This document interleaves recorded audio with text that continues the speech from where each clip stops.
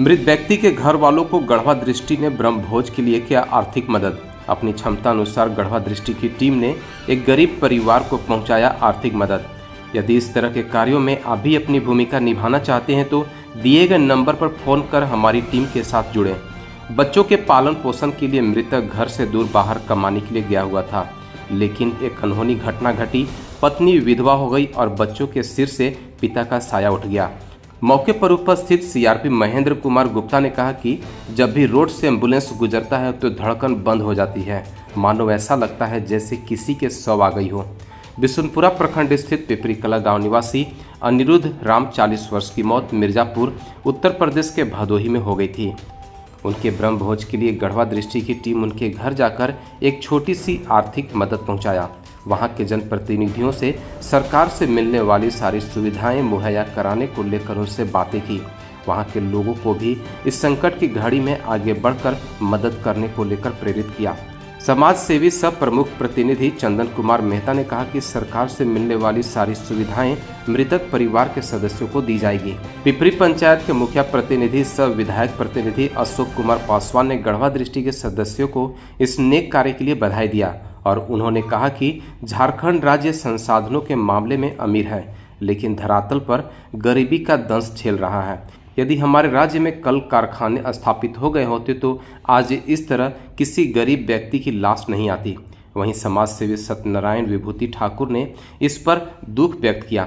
मौके पर गढ़वा दृष्टि के चैनल संपादक राजीव कमलापुरी, चीफ ब्यूरो ज्वाला कमलापुरी, गढ़वा दृष्टि रमना रिपोर्टर राहुल वर्मा, गढ़वा दृष्टि बिशुनपुरा रिपोर्टर सुनील कुमार, झारखंड वार्ता के रिपोर्टर अजीत कुमार रवि, समाज सेवी ग्यासुद्दीन अंसारी, पंकज कुमार रवि, समाज सेवी संजीव राम सहित काफी संख्या में लोग उपस्थित थे।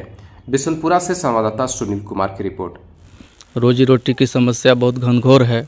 यहाँ पे रह के कोई अपने बच्चों का अच्छा लालन पालन, पढ़ाई लिखाई की तो बात ही छोड़िए, जीविकोपार्जन तक बहुत मुश्किल है।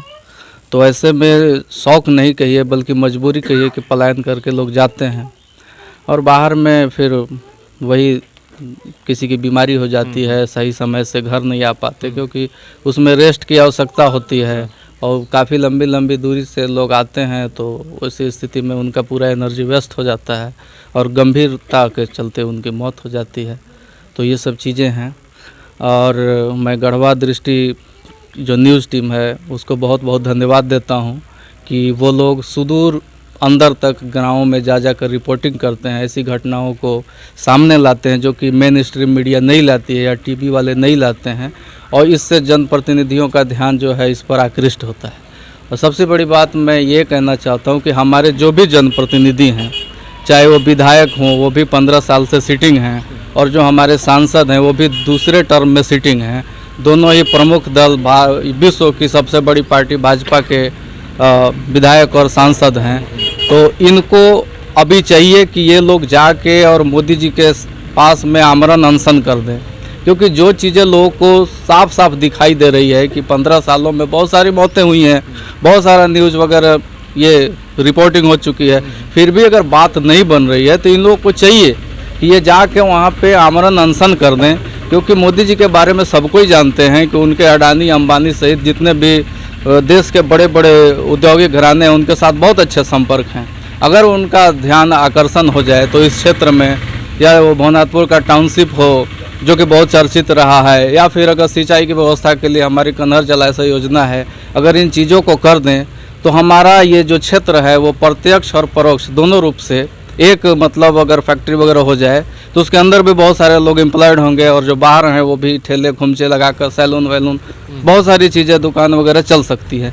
तो इनको चाहिए कि जो जिन्हें हम बार बार जिता रहे हैं वो भी फुल मेजॉरिटी से जिता रहे हैं।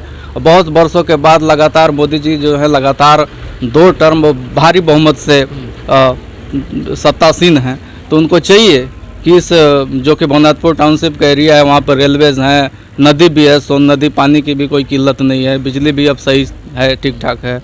तो सारे संसाधनों को होने के बावजूद भी अगर यहाँ काम नहीं हो रहा है और अगर हमारे जनप्रतिनिधि उन तक ये बातें नहीं पहुँचा रहे हैं तो वो पहुँचाएँ, और अगर पहुँचा रहे हैं और फिर भी नहीं सुन रहे हैं तो उनके सामने आमरण अनशन सांसद जी को और विधायक जी को कर देना चाहिए।